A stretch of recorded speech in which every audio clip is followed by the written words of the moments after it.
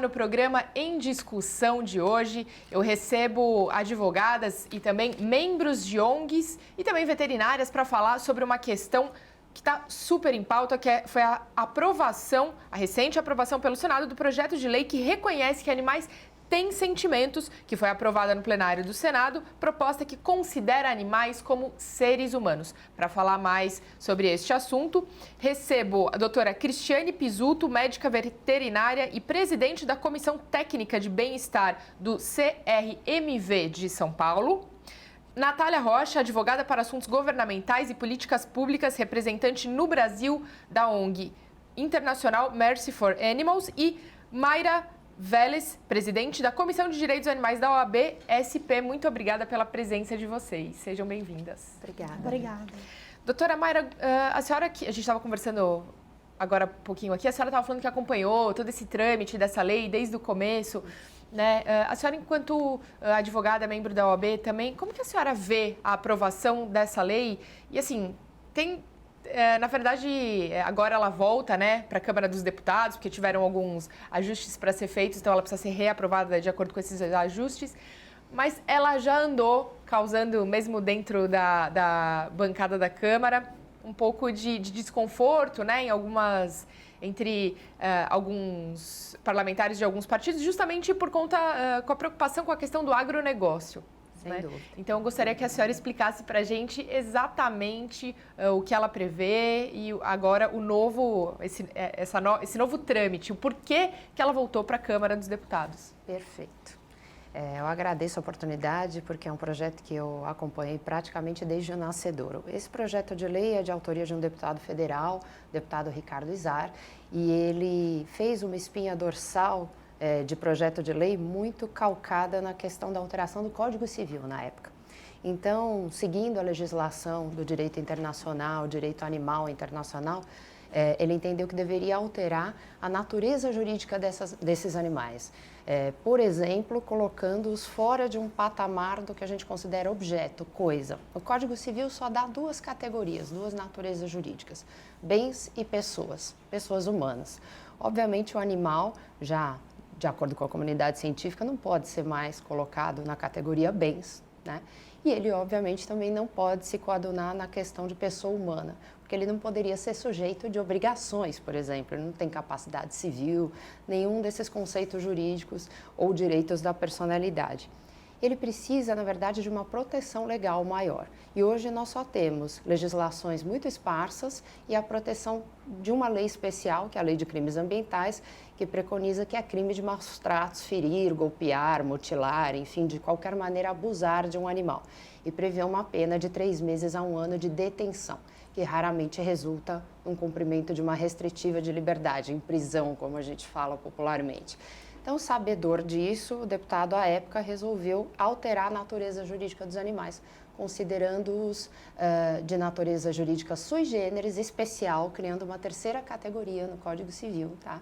E dando uma proteção especial a eles, sem criar com isso obrigações. Na época, ele chamou de natureza jurídica especial e entes despersonificados, porque não são como a pessoa humana, tá certo? E aí, nesse sentido, o projeto seguiu. Em 2015, o deputado chamou todas as comissões de defesa dos animais da OAB do Brasil para participarem de um seminário. Nós sugerimos duas alterações pontuais no projeto, uma delas inserindo um caráter antiespecista, ou seja, sem querer definir grupos de animais naquele momento, colocando que todos seriam protegidos, enfim. É uma lei conceitual, ela não atinge diretamente a pecuária ou nada disso, mas a gente sabia claramente que em algum momento iria incomodar o que a gente chama de bancada ruralista, que é predominante na Câmara Federal e também no Senado. Mas é interessante saber que eles protegem tanto um grupo de interesses, sendo que a própria população cobra um tratamento diferenciado para o animal hoje em dia. E aqui estão colegas, veterinárias, advogadas que pensam como eu nesse tocante, né? Eles merecem um tratamento mais específico da lei e a lei não conseguiu ainda acompanhar essa necessidade. Então, o que a gente tem são resoluções do Conselho Regional e Federal de Medicina Veterinária, falando da questão de maus tratos, das questões técnicas, mas a lei ordinária e a nossa Constituição ainda não avançaram nesse sentido. Quero deixar claro que o artigo 225, parágrafo 1º, inciso 7º da Constituição Federal, veda a crueldade.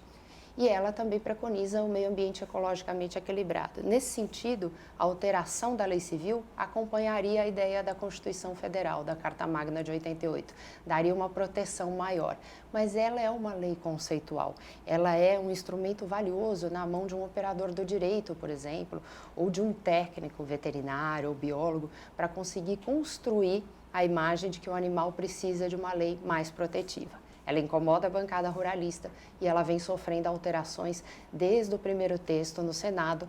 Passou a alterar o código, na verdade, a lei penal, que fala da lei de crimes ambientais, e por uma via transversa fazer uma revogação, que é possível em direito, que uma lei penal altere uma lei civil, desde que ela seja uma lei especial, alterando uma norma geral ordinária. Então, ela tinha validade. Chegando finalmente ao Senado, ela sofre uma nova alteração por um acordo para que ela possa realmente ser aprovada. E a alteração é, você tem uma restrição em relação a animais de ensaios pré-clínicos e também para ensino. São animais que a gente costuma chamar de animais de laboratório, enfim, esse tipo de coisa. Os animais agropecuários, todos estão excluídos dessa proteção, dessa lei, infelizmente, e também o que eles chamam de manifestação cultural, que seriam os animais de rodeio, vaquejada e outros. Até a farra do boi, em tese, apesar de que ela sofreu um julgamento no Supremo Tribunal Federal que veda a prática. No entanto, o que acontece é que alguns pontos dessa lei podem ser contestados por ação direta de inconstitucionalidade posterior. No entanto, ela não foi ainda alterada em seu texto final, ela pode sofrer alguma alteração pontual. Como houve um acordo no Senado, imaginamos que esse vai ser o texto final, que não vai mais sofrer alterações, e aí finalmente ela vai para a sanção do presidente da República, Jair Bolsonaro, e ele pode vetar integral ou parcialmente ou sancionar na íntegra esse projeto de lei. Imagino que ele sancione, porque já foram excluídos vários grupos econômicos de interesse ali, então categorias de animais que interessam economicamente a alguém. Então ele não fere nenhum interesse de bancadas que apoiem o governo. Imagino que a sanção aconteça e a sociedade está esperando que sim. Agora, como essas alterações ferem os interesses de quem de fato pensou, idealizou esse projeto de lei? Pois é, quem idealizou esse projeto de lei foi, sem dúvida, uma bancada de defesa animal ali, representada na época pelo deputado Ricardo Izar. E a defesa animal, ela tem vertentes diversas, tem ativismo, tem advocacia animalista, tem técnicos, enfim, há uma difusão de ideias muito diferenciadas. Aqueles que se colocam, por exemplo, numa categoria que a gente chama de abolicionista, é uma corrente que entende pela libertação de todos os animais, nesse momento se contrapõem ao projeto, porque eles entendem que todos os animais devem ser libertados de uma única vez. É uma visão ética, ideológica, um pouco utópica no sentido de que nesse momento, com todos os grupos de interesse que exploram os animais, é muito difícil você dar um passo tão grande, né? Então a gente tem toda uma economia desenvolvida em cima de agronegócio, a gente tem pessoas que exploram animais para vestuário, para pesquisas, para uma série de outras questões. Isso tem que ser discutido ponto a ponto.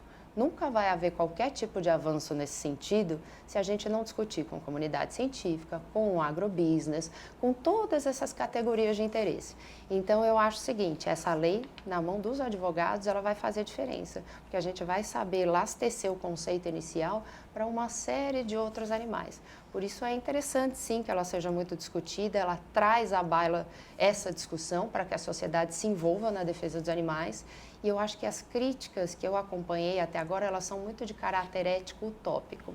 Se a gente ficar nisso, dentro da Câmara Federal atual e do Senado, a gente não aprova nada em favor dos animais. Perfeito, doutora, muito obrigada. Natália, gostaria de ouvir você um pouquinho, né, enquanto advogada também e representante no Brasil da ONG internacional Mercy for Animals. Qual é a atuação da ONG e qual é a percepção dessa ONG justamente sobre esse projeto de lei, sobre essa alteração, sobre esses interesses da bancada ruralista, do agrobusiness, como a doutora muito bem falou? Como a ONG vê todo esse processo? A Mercy for Animals é uma ONG dedicada à proteção dos animais criados para consumo alimentar, né? Então, são esses animais empregados na agropecuária que sofreu exclusão, né, de parte da tutela que o projeto de lei busca oferecer. Então, a Mercy for Animals, como dedicada à proteção desses animais, lamenta enormemente que eles tenham sido excluídos da tutela jurisdicional, né? Como a doutora Maíra muito bem explicou, o projeto de lei, ele muda a natureza jurídica dos animais de bens móveis para essa natureza jurídica sui generis, reconhece os animais como seres sencientes e veda o seu tratamento como coisa. Além disso, o projeto de lei garante uma tutela jurisdicional em caso de violação dos direitos dos animais não humanos.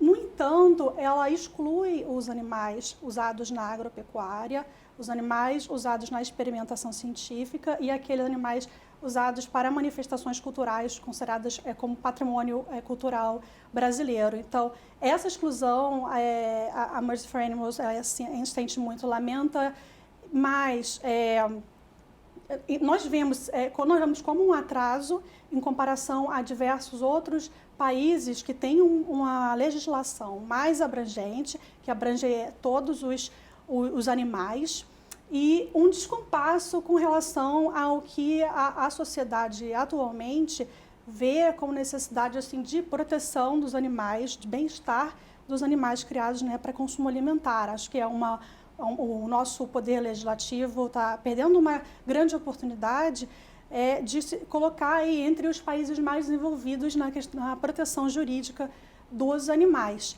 No entanto, considerando a situação, a condição precária que existe no nosso ordenamento com relação aos animais, em que, como a doutora Maíra explicou, são considerados bens móveis, né, objetos, nós apoiamos sim, solidarizamos aqueles que estão lutando pela aprovação do projeto de lei, apoiamos esse projeto de lei da forma, mesmo com a redação que exclui os animais criados para consumo, e vemos essa possível aprovação do projeto de lei como uma vitória, uma pequena vitória, mas muito importante, rumo ao reconhecimento de direitos para todos os animais. Inclusive os animais criados para consumo. E nós, da Mercy for Animals, continuaremos assim, dedicando todos os nossos esforços para usar desse projeto de lei, caso seja aprovado, para conseguir, como um próximo passo, conquista de direitos para os animais criados para consumo alimentar. Perfeito. Agora, doutora, países como França, Portugal, Nova Zelândia e Espanha já adotaram uma posição muito parecida, né, no reconhecimento desses animais como sujeitos de direito. Como nesses países ficou essa questão, por exemplo, de animais para alimentação ou de animais para vestuário, né? Enfim, uma série de questões na sociedade que é complicado. A gente entende sim que os animais eles têm direitos, eles devem sim, esses direitos devem ser resguardados, inclusive não devem em nenhuma categoria ser considerados como coisas, porque de fato não são. Mas como fica uma sociedade, né, e uma série de sociedades onde a cultura foi enraigada nesse tipo de coisa, né? Nessa questão de alimentação, por exemplo, ou principalmente de vestuário, ou como a doutora colocou, por exemplo, animais de cativeiro, né? Você ter um pássaro, quer dizer, são questões culturais, né? Sim, sim, diversos países adotaram projetos de leis, na verdade, nesse sentido, cada país com uma redação específica. Não sou, de repente, não caberia aqui, né, dizer exatamente como cada um desses países, até não tenho conhecimento profundo para dizer exatamente como cada um desses países regulou essa situação, mas o importante é que, ainda que fosse reconhecido a mesma proteção jurídica para os animais criados para consumo, como os animais usados na experimentação científica, ou qualquer outro animal, outros animais usados para outros propósitos, não significaria dizer que as pessoas, os humanos, teriam que necessariamente mudar os seus hábitos alimentares ou mudar as suas práticas com relação outros propósitos. O que, como a doutora Maria explicou, esse projeto de lei busca é uma mudança conceitual e ele não determina quais os direitos que esses animais passarão a ter. Naturalmente, esses animais não passarão a ter os mesmos direitos que hoje as pessoas humanas, né, gozam. Então, isso significa essa mudança que os animais passam a ser sujeitos de direito. Quais os direitos vão ser teriam determinados por outras leis posteriores. Então, por exemplo, hoje a gente já reconhece em diversos regulamentos, inclusive do Ministério da Agricultura, a necessidade de que os animais criados para consumo passem por um abate de uma forma, né, que eles consideram humanitária. Então, isso, por exemplo, poderia ser um direito considerado para os animais criados para consumo. Não necessariamente significa, né, que eles terão o mesmo direito à vida do mesmo jeito que aos humanos é concedido. As mudanças não acontecem de um dia para o outro, seria um caminho. Perfeito. Se você me permite complementar, claro. Mariana, ocorre o seguinte, na Alemanha, por exemplo, eles consideram o animal como subsujeitos de direito. Eles dão alguns direitos, e eu vou te explicar o que é um sujeito de direitos, tá? Sujeito de direitos é aquele que é titular de alguns direitos outorgados a ele, ainda que ele não tenha, por exemplo, capacidade civil ou capacidade plena para tomar as decisões dele. Uma analogia que eu faço é em relação ao nascituro, o feto. Hoje em dia a gente pede, é muito comum na justiça, alimentos gravídicos, né? Então, quando a mulher está grávida, essa mulher faz jus a solicitar uma ajuda de custo, alimentos de caráter alimentar essencial à vida para aquele feto.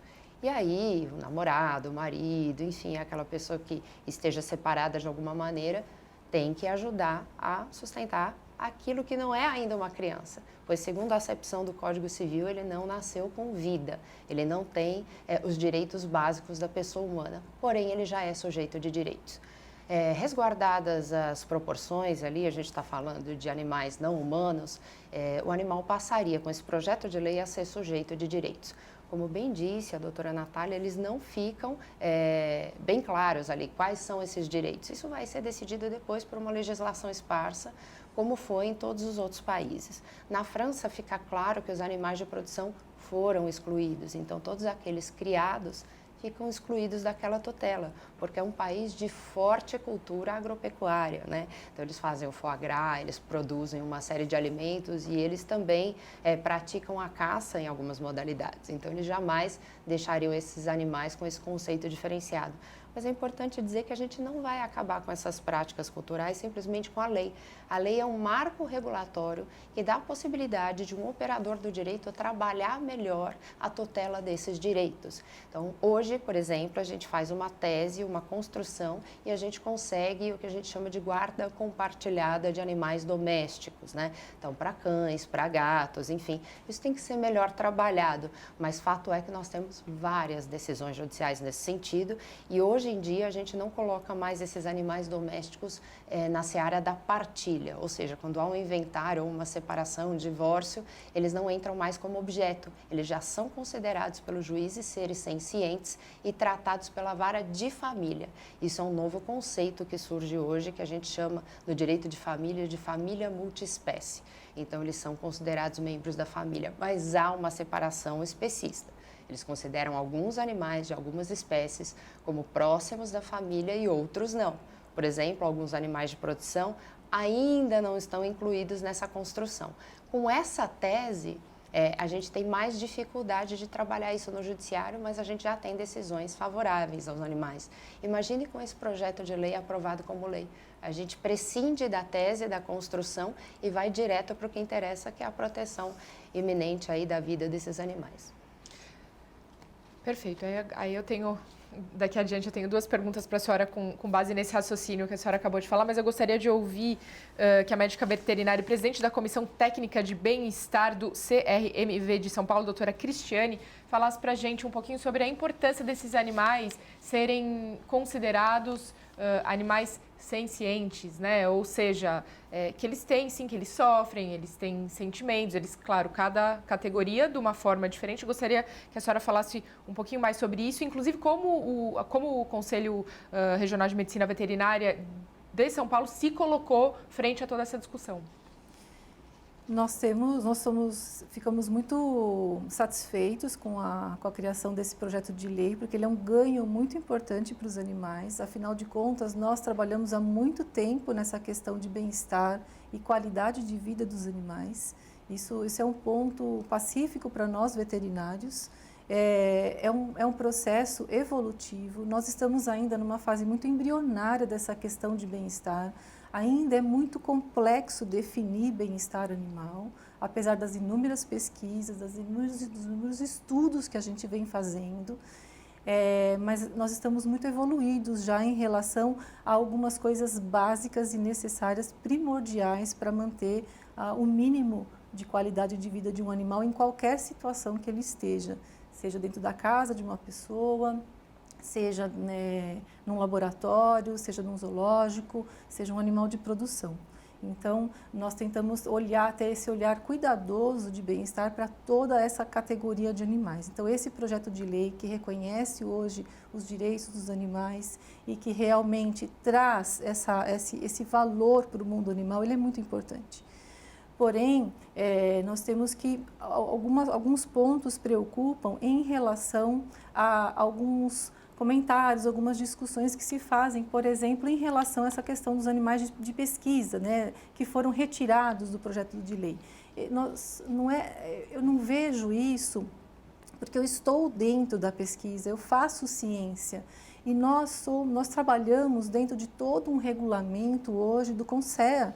O CONSEA é uma instituição que tem toda uma preocupação em delinear regras e normas para se trabalhar com animais, tanto dentro como fora de instituições de ensino e pesquisa. E a espinha dorsal de todos esses regimentos é em cima de qualidade de vida, é em cima de bem-estar, é em cima da ciência animal e do respeito aos animais. Então, não é que eles ficam de fora, eles foram tirados, foram desconsiderados de forma alguma. A ciência ela é feita, a pesquisa ela é feita com animais e existe todo um regimento ético e moral e legal para que trabalhamos com ele dentro de todos os nossos conhecimentos técnicos. Nós sabemos hoje, nós temos conhecimento de dores, nós sabemos trabalhar a qualidade de vida desses animais, nós trabalhamos com os 3 R's, né? A redução, o refinamento, a substituição. Nós temos um olhar muito focado para isso. Então, eu acho que é um ganho muito importante, mas eu acho que vale ressaltar que nós temos esse cuidado também com essa outra parte da ciência e da pesquisa. E isso também se estende para os animais silvestres que estão mantidos em cativeiro e hoje sob cuidados humanos. E é um ganho. Você sabe o que está acontecendo?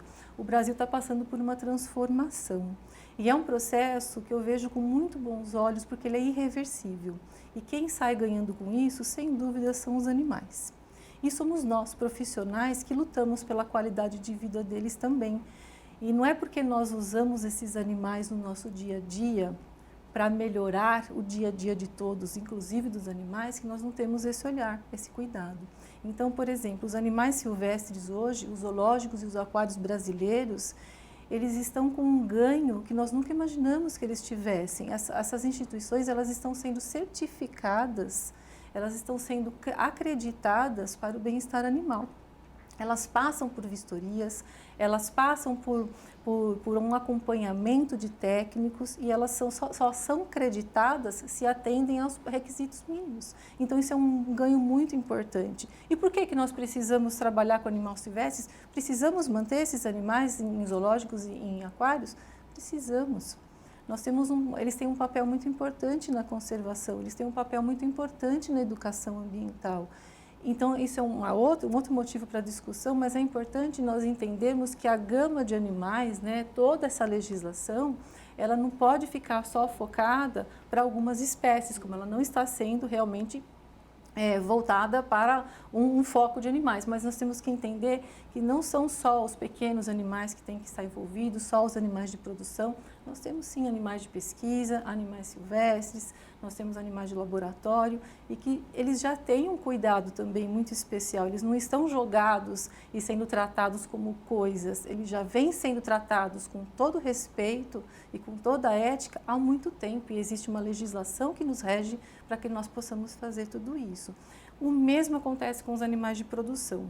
Eu acho que não é impossível nós exigirmos dos produtores uma mudança de práticas de um dia para o outro, né? Essa questão do bem-estar, essa questão de um manejo de qualidade, de respeito ao animal, hoje nós conseguimos já mostrar que existe qualidade no produto final que vai ser usado para o consumidor. Um animal que é manejado com muita qualidade, um manejo com muito mais bem-estar, com muito mais respeito, ele vai produzir um produto final de qualidade. E nós já conseguimos observar isso no supermercado, né? Ovos de galinhas criadas livres de estresse, uma carne de um bovino criado sob um manejo diferenciado, e o consumidor também vai buscar esse produto, apesar de hoje ele ainda ser um pouco mais caro, mas o produtor precisa desse tempo para se adaptar, não é de um dia para o outro.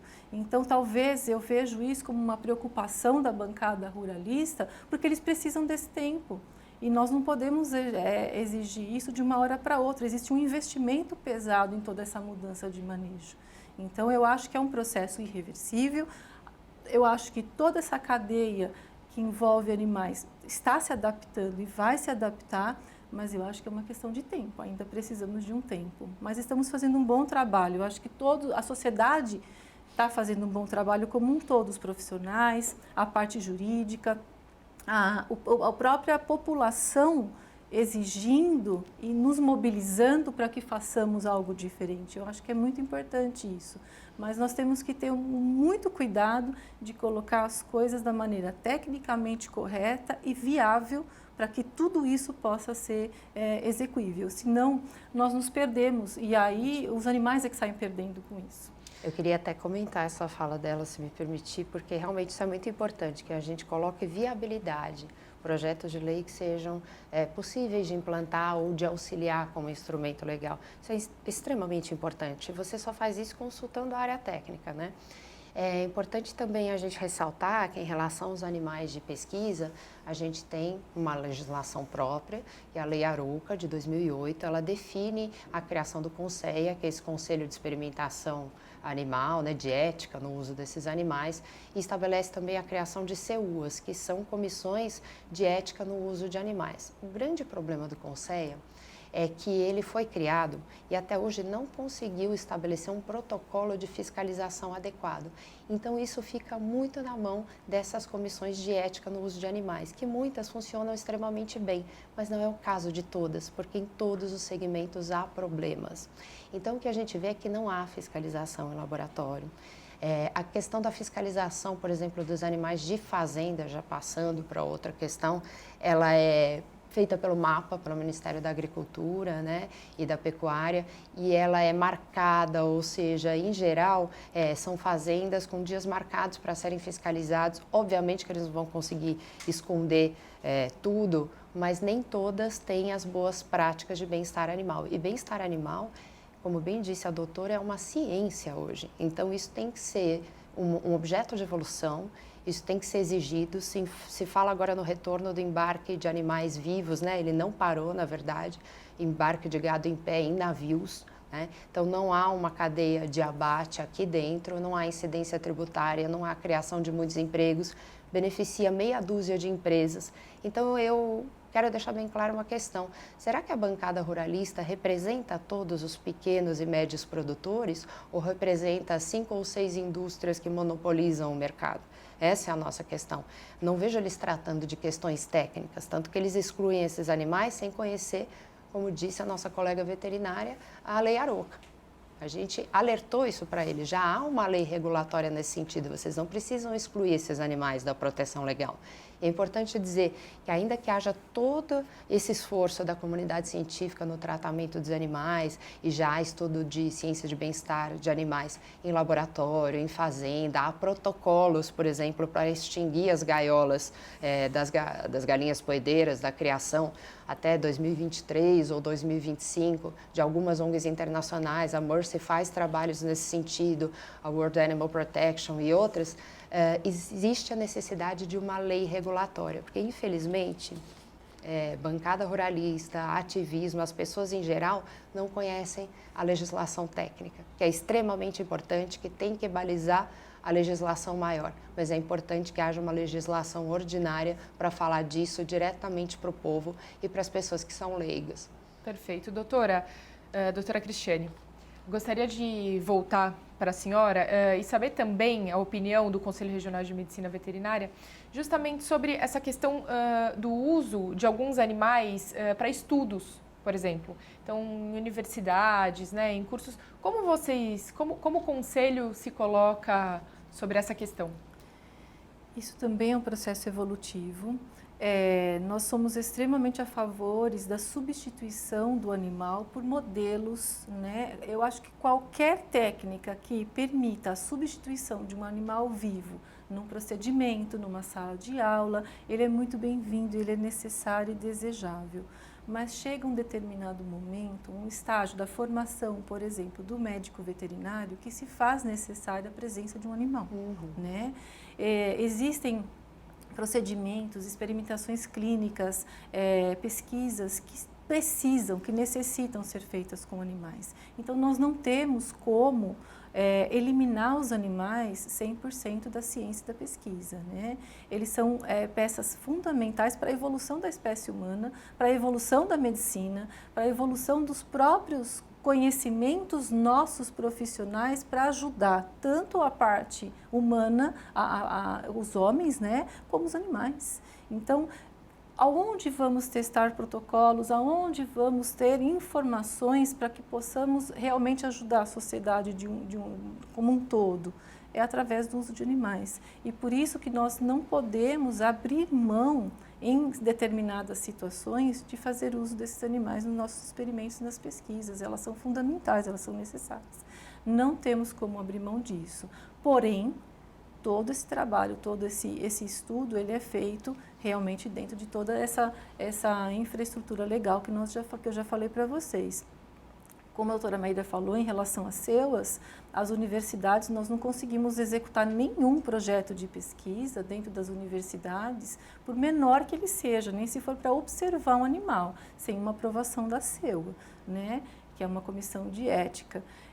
Então, esses projetos são minuciosamente analisados, eles são ponderados se tiver algum protocolo que não conduz com o bem-estar do animal ou com a parte ética de condução da pesquisa, e nós somos obrigados a trocar protocolos, substituir protocolos. Então, eu não acho que ele seja, sem as CEUAS, o CONSEA consiga ser eficiente. Hoje é tudo muito recente, é tudo muito embrionário. É isso que nós precisamos dar esse tempo. Nós já demos, nós temos um grande ganho hoje no mundo animal. Mas não dá para exigir que isso esteja tudo pronto, tudo fiscalizado. Olha o tamanho do nosso país, né? Nós não podemos comparar o Brasil com países da Europa, onde o território é muito menor. Então, esse poder de fiscalização ainda é deficiente, mas ele está crescendo, ele está ganhando uma proporção importante e necessária. Mas em relação a essa questão do uso de animais, lutamos pela redução, lutamos pela substituição dos modelos vivos, mas ele se faz necessário em muitos momentos. Perfeito. Doutora Natália, eu gostaria que a senhora falasse um pouquinho mais sobre o que a doutora Maíra já citou na consideração anterior dela, falando justamente sobre a atuação da ONG, né, a ONG Mercy for Animals. Qual é a atuação delas frentes em que ela atua diretamente nessa questão de proteção animal aqui no Brasil? A Mercy for Animals, né, como eu expliquei, ela é dedicada à proteção de animais criados para consumo alimentar. Prevenimos a crueldade contra esses animais através de diversas frentes, diversos programas. Então, temos frentes que a gente trabalha com o público, conscientizando as pessoas, como a gente está fazendo aqui nesse programa, tratando da condição dos animais. Trabalhamos com empresas, temos departamentos de relações corporativas para auxiliar as empresas a adotarem políticas corporativas que adotem práticas de bem-estar melhores, na verdade, para os animais. E também trabalhamos com o governo, que é justamente o departamento em que eu trabalho, assuntos governamentais e políticas públicas. E aí, com relação ao governo, nós tentamos, de forma colaborativa, trazer melhorias à legislação, regulamentação e políticas públicas em geral que afetem os animais criados para consumo e também que adotem políticas alimentares, né, mais compassivas. Então, nós temos essas 3 frentes. Nós entendemos que para haver melhorias na condição dos animais é importante que as 3 frentes atuem, né, no Brasil conjuntamente. Quando a gente fala do governo, a gente está falando principalmente do legislativo e do executivo, né, que tem tudo a ver hoje com a nossa conversa. Além disso, temos departamentos de voluntariado que ajudam no engajamento da população, temos departamentos de engajamento social que divulga todos os nossos programas aí através das mídias sociais, Facebook, Instagram, o próprio site da Mercy for Animals, que é www.mercyforanimals.org.br. Lá você encontra com detalhes a nossa atuação. Atuamos também através de investigações realizadas dentro dos abatedouros, dos matadouros, para mostrar à população o que acontece dentro das indústrias, né, da carne, do leite, do ovo. E aí, né, entendemos que o público tem o direito de conhecer o que acontece com os animais, né, para que aquele animal chegue, né, no prato da pessoa. Então, são diversas frentes de atuação que se complementam. Perfeito. Agora, justamente, já que a senhora pontuou essa questão da atuação da ONG junto ao Legislativo e Executivo para o fomento de políticas públicas, gostaria que a senhora complementasse uma fala da doutora Maíra, justamente que, por exemplo, o Brasil ele não conseguiria criar políticas públicas equiparadas a países como a França, por exemplo, justamente por questões culturais ou como a doutora Cristiane mesmo colocou, por questões geográficas, questão de território e de número de animais e tudo mais, e de espaço realmente geográfico de onde estão distribuídos e como estão distribuídos. Eu gostaria que a senhora fizesse uma consideração especificamente sobre esse projeto de lei que nós estamos debatendo, né, que foi devolvido pelo Senado para a Câmara dos Deputados. Como a senhora acredita que ele, de fato, seria um modelo correto para que ele fosse implementado dentro da realidade brasileira? Uhum. Sim, eu concordo com o ponderamento, né, que eles fizeram. Cada país tem um ponto de maturação diferente do outro, por esses fatores que você mencionou, território, tradições. Então, realmente, o Brasil é um dos principais países produtores de carne e consumidores também.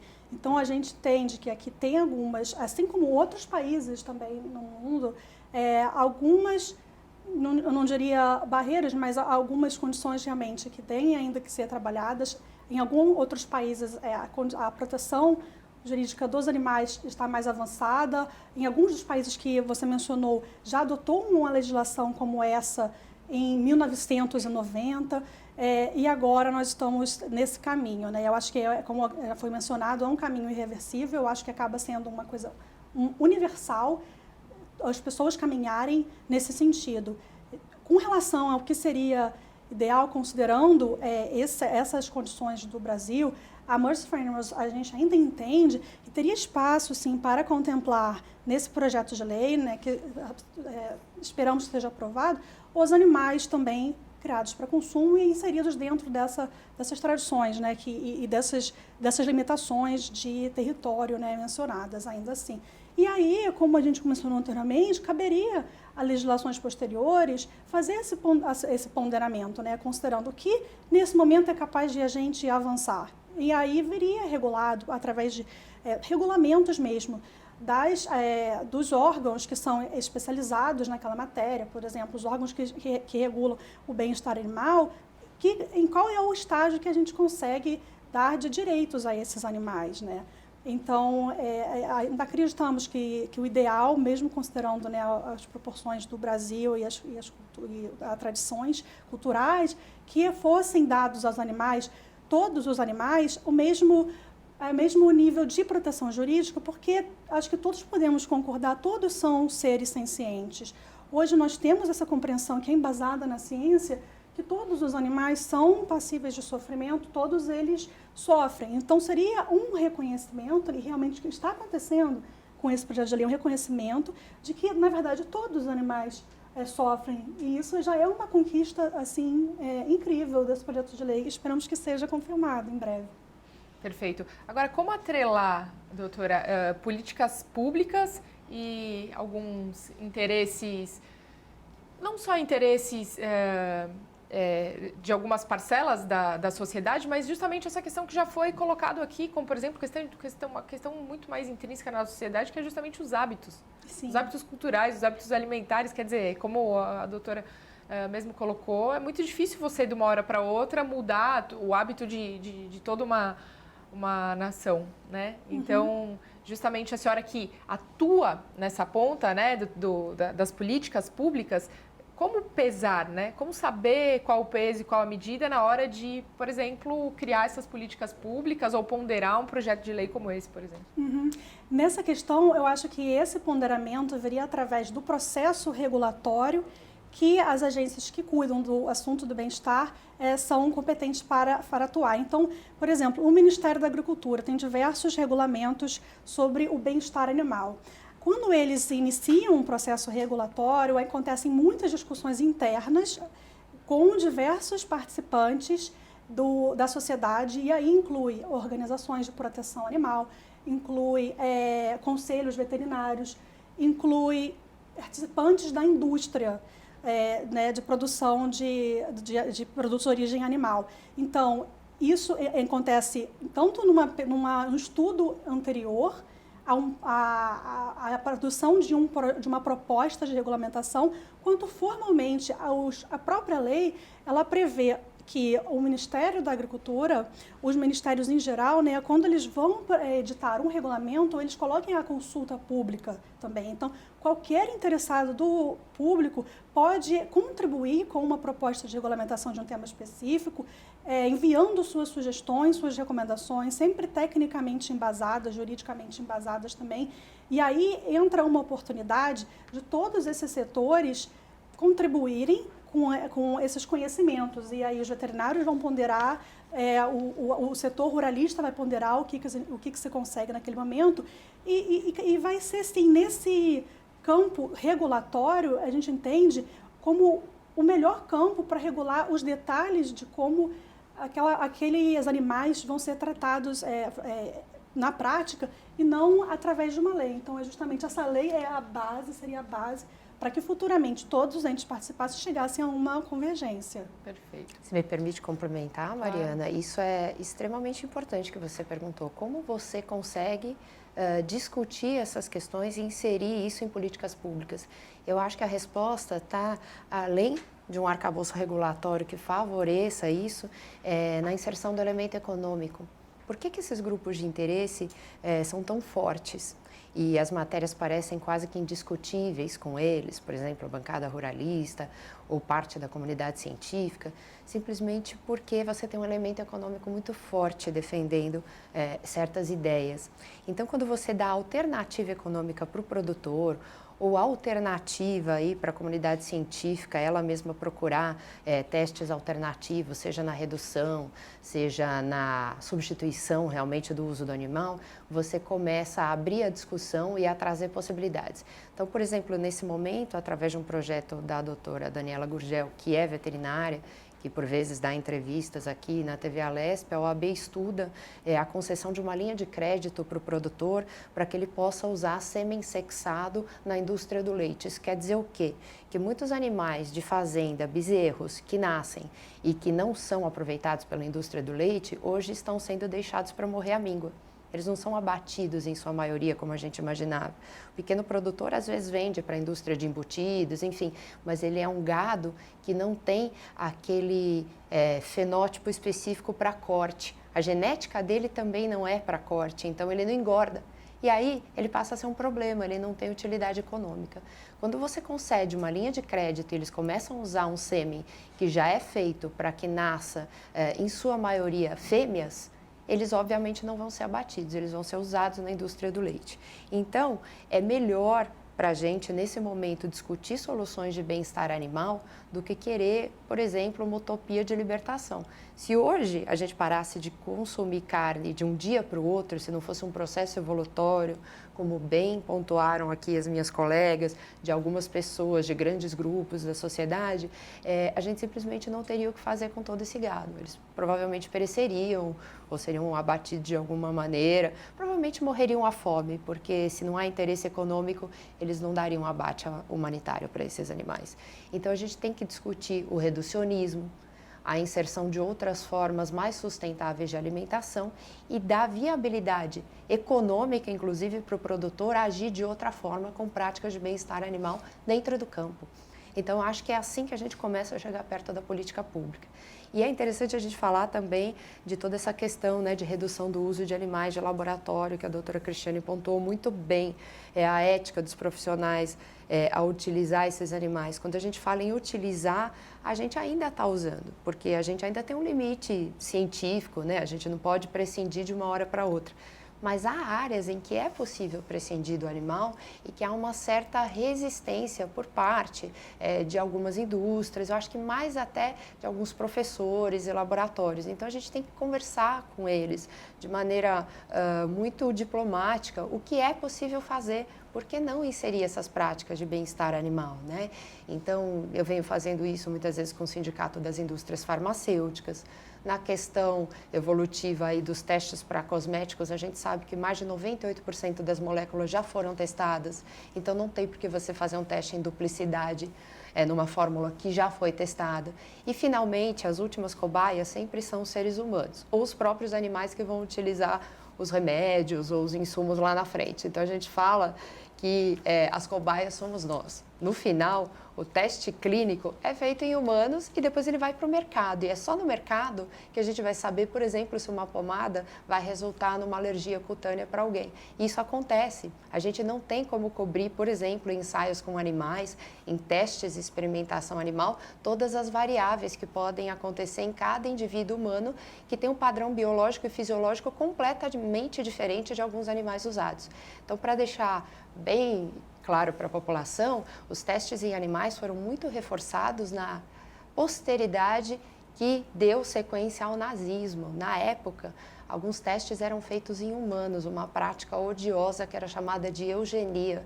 Eles tentavam o melhoramento genético da raça humana, entendendo que naquela época que alguma raça, nem se usa esse termo hoje mais para humanos, poderia ser superior a outra. Então eles usaram judeus, usaram ciganos, usaram pessoas em testes muito cruéis.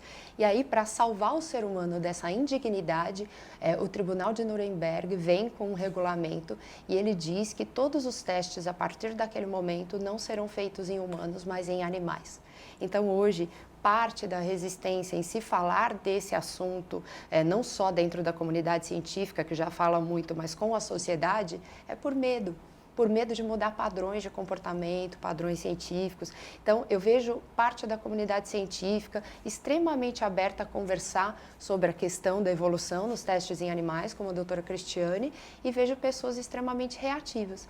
As próprias indústrias começam a mudar hábitos, porque hoje o consumo tem que ser consciente e a população cobra. Como vem aquele produto? Aquele perfume que eu estou usando é testado em animais, então eu não quero. Então, nós temos esse poder de mudar e de evoluir com o tempo, com certeza. Perfeito, doutora. Muito obrigada pelas considerações. Agora nós vamos para um rápido intervalo e daqui a pouquinho nós voltamos com mais Em Discussão. Fique por aí.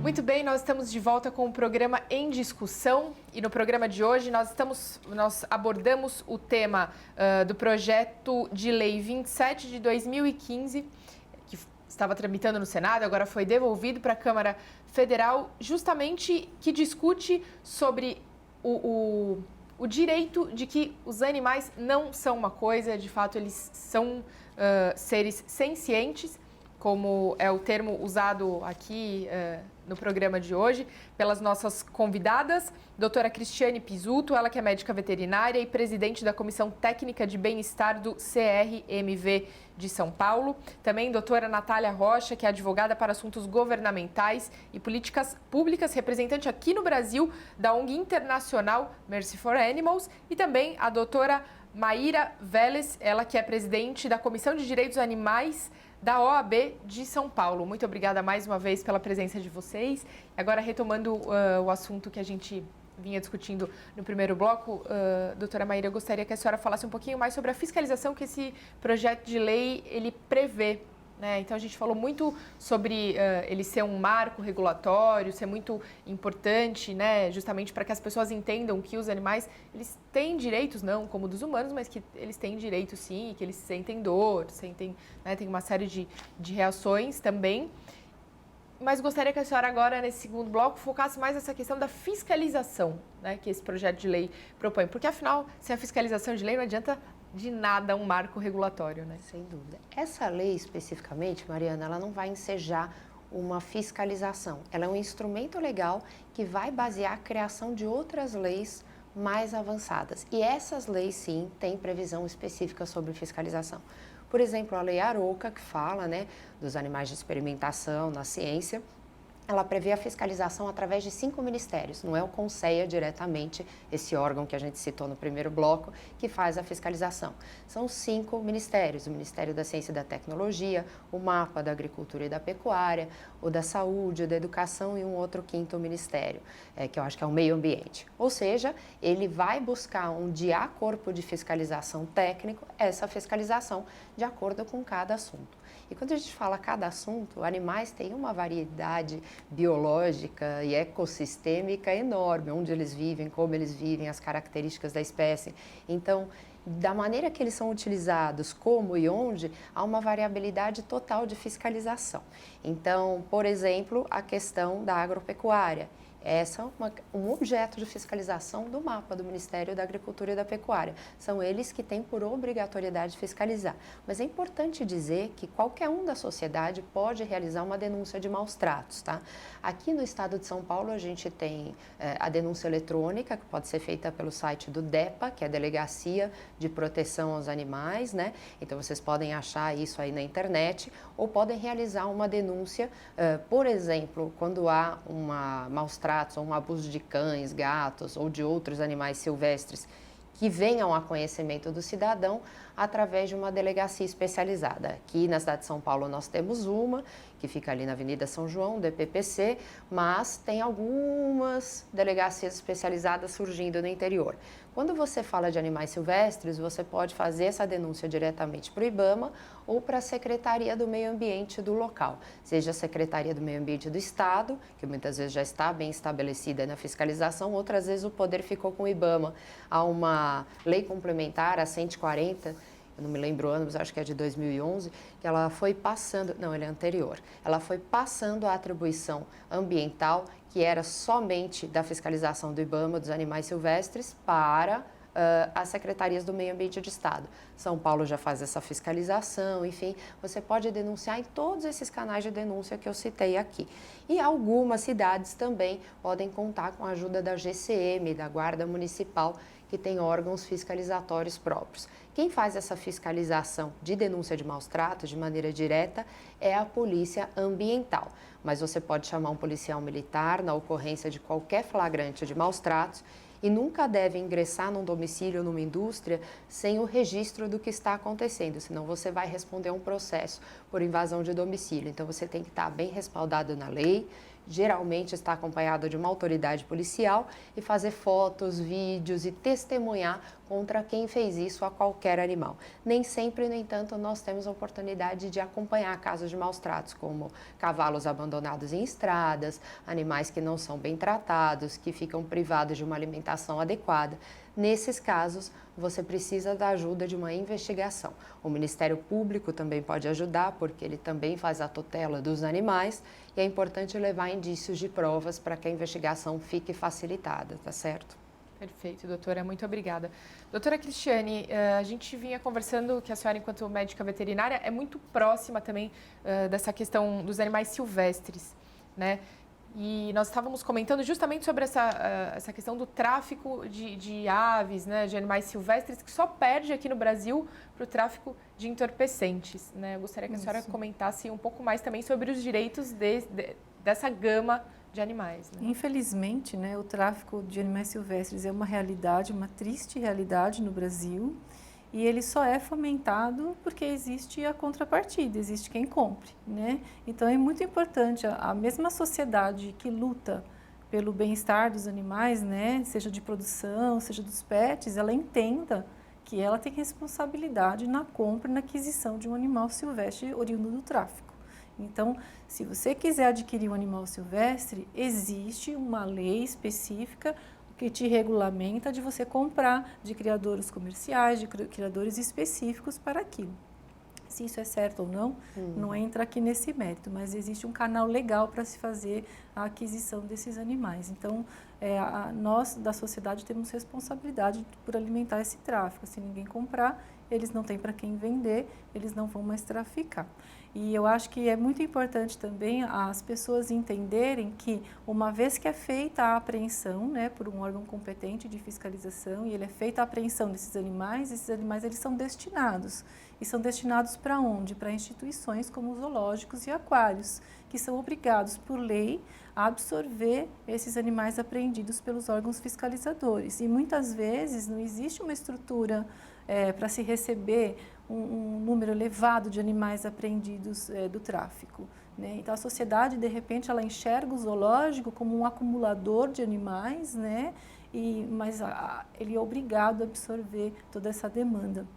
Então, eu acho que existem ainda muitas mudanças necessárias e importantes para ser feitas na legislação em relação a tudo isso, né? E entender que o funil ali final, que é o zoológico e o aquário, ele também está sendo sobrecarregado diante de uma legislação que acaba, de certa forma, penalizando para que ele absorva todos esses animais e não dando infraestrutura para que ele possa manter e sustentar esses animais. Os zoológicos, eu venho realmente há muitos anos trabalhando com o bem-estar de animais silvestres em condições de cativeiro e sob cuidados humanos, e as pessoas também têm que entender a complexidade de se trabalhar bem-estar desses animais. Nós não temos uma espécie, né? É diferente, por exemplo, de entender o cão, entender o gato, entender a vaca, entender o porco. Nós temos milhares de espécies com características diferentes, com necessidades diferentes e que demanda muito estudo, muito entendimento para que a gente possa proporcionar qualidade para eles. Então, o nosso trabalho ele é muito árduo, né? E ele é incessante, porque a todo momento nós sabemos que o ambiente onde eles estão inseridos modulam todo o resultado final, as respostas comportamentais desses animais, se eles se adaptam ou não às condições ambientais que nós criamos para eles, e tudo isso é a todo momento mutável. E hoje nós estamos vendo reflexos disso na saúde pública, né? Eu me permite até fazer um exemplo, claro, é a questão das capivaras. Nós temos hoje invasão de capivaras nos grandes centros urbanos, né? Isso é um grande problema para a agricultura, é um grande problema, conflito humano-animal, porque nós temos acidentes acontecendo nas rodovias, nas marginais, e nós temos hoje um problema de saúde pública que é a febre maculosa. E por que essas capivaras hoje elas estão aqui ocupando o nosso espaço? Não, nós ocupamos o espaço delas, né? Nós matamos o predador dessa capivara, que é a onça, então nós quebramos um equilíbrio ecológico que existia no ambiente natural desses animais, e elas, em busca de sobrevivência, migraram para os centros urbanos. E hoje ela é um problema para nós. E nós temos que trabalhar tudo isso, resolver o problema que nós mesmos criamos e tentar, dentro de todo um quadro moral, ético, de bem-estar, tentar pensar o tempo todo na qualidade dessas capivaras, trabalhar controles populacionais, trabalhar com manejos reprodutivos e tentar pensar com muito carinho na população que hoje nós estamos tendo vários óbitos por febre maculosa. Então, essa questão dos animais silvestres ela é muito complexa e o que a gente pede é que a sociedade olhe para o nosso trabalho com um pouco mais de entendimento e que nós somos protetores dos animais também, né? Nós somos profissionais que lutamos pelo bem deles e pelo bem do nosso meio ambiente. Afinal de contas, nós estamos aqui falando de saúde única. A saúde única ela é um conceito hoje que envolve a sociedade como um todo. Não existe a sua sociedade é a minha. Existe uma sociedade única. E a saúde única ela é exatamente isso. É a interconexão entre a saúde ambiental, a saúde humana e a saúde animal. Por isso estamos falando de bem-estar animal. Por isso estamos falando de saúde humana e precisamos de saúde ambiental. Então, enquanto trabalhamos, se nós tivermos consciência que precisamos trabalhar esses 3 pilares, nós vamos ser seres um pouco mais evoluídos. Mas enquanto nós tivermos capenga aqui de um deles, nós não vamos chegar lá. Então, os animais silvestres, eles são peça muito importante nesse pilar da saúde única e as pessoas têm que entender que o nosso trabalho é pensando na qualidade do meio ambiente. Nós hoje trabalhamos com eles pensando em reintrodução, em devolução para o meio ambiente para tentar restabelecer o equilíbrio que nós mesmos criamos. Agora, doutora, pegando o gancho de uma série de coisas que a senhora pontuou nessa fala, justamente como a saúde única, ou como o bem-estar dos animais, ou também como o meio ambiente como um todo, eu gostaria de saber qual tem sido a sua experiência recentemente com essas constantes queimadas que têm ocorrido, né? Não só, infelizmente, no nosso país, mas também nas regiões vizinhas. E, assim, uma série de imagens que têm vazado de uma série de animais, né? De diversas espécies sendo, assim, sofreram maus tratos e, assim, como consequência de um problema que o ser humano criou para o meio ambiente, né? E que, infelizmente, afeta o mais fraco, que é justamente o animal, e que, como a senhora mesmo colocou, essa capivara, por exemplo, que veio para os centros urbanos, foi porque ela teve algum desequilíbrio dentro do meio ambiente dela. Agora, com essas constantes queimadas, não vão ser só capivaras, né? Aí vamos pensar além só do que aconteceu, né, com os animais que foram queimados, que se machucaram, que morreram, enfim, mas também o desequilíbrio que isso está fazendo no meio ambiente deles e que as pessoas têm que entender que esse desequilíbrio, como a senhora muito bem pontuou, vai em algum momento afetar no nosso dia a dia, na estrada que a gente trafega, de ter mais animais, de ter, né, animais que espécies que a gente não conhece, transmitindo de repente, infelizmente, porque eles tiveram que sair do lugar deles e vir para o nosso, então, né, trazendo doenças também que a gente vai ter que saber como lidar. Queria que a senhora falasse um pouco sobre essa questão. Doutora Cristiane, se me permite, por falta de manejo adequado, né? Porque você citou essa questão da capivara e vai trabalhar outras. Deixar bem claro aqui que ninguém está preconizando matança de animais. Quem estabelece área de risco ou não para a questão de febre maculosa é a Secretaria de Saúde, tá? E essa Secretaria de Saúde, através de um conjunto muito complexo, vai avaliar se há um ciclo propício entre carrapato, humanos e capivara para, por exemplo, uma contaminação. Então, deixando claro que, por exemplo, o reitor da Unicamp, há um tempo atrás, queria matar as capivaras, pois houve um caso de óbito humano. O que aconteceu? Espalhou ainda mais, teve um problema mais sério de área de risco. Então, só quem pode dizer o que deve ser feito em relação a manejo de qualquer espécie é a área especializada e quando envolver saúde pública, eles consultam os técnicos veterinários, mas eles têm que ver se o ciclo como um todo oferece risco à saúde humana. Então, são coisas muito específicas. Eu digo isso porque houve uma autorização recente da Secretaria de Saúde para a questão das capivaras num condomínio, e isso recaiu totalmente sobre a Secretaria do Meio Ambiente, mas, na verdade, quem deu a ordem foi a Secretaria de Saúde. Então, muito cuidado ao analisar essas questões, como a doutora Cristiane falou, ela vai responder agora a sua pergunta, mas eu tive que fazer essa pontuação para deixar bem claro por que a gente tem uma incidência tão grande de capivara hoje, plantação de cana. Elas começam a engordar, comer uma série de gêneros alimentares, mas principalmente a cana, e hoje você acha capivaras com engorda, com diabetes, o que é incrível, por conta de todo esse fenômeno da pressão da população urbana e da questão agrária. Então, desculpe minha interferência. Perfeito. Como veterinária, eu vou dizer que os manejos reprodutivos que são autorizados pelos órgãos competentes, eles não envolvem matanças. Em alguns momentos, eles envolvem eutanásia de alguns animais, mas já mediante estudos prévios e constatação da necessidade desses procedimentos. Então, é só bom deixar claro em relação a isso, mas acho que o foco não é esse aqui agora. Em relação às queimadas, eu não tenho conhecimento para afirmar de onde começaram essas queimadas, quem começou, se é que alguém começou. O que eu sei é que o prejuízo ele é sempre muito grande para a natureza, né? Tanto para a fauna como para a flora. As queimadas não são de hoje, nós estamos num momento, sempre nas épocas de seca acontecem muitas queimadas, né?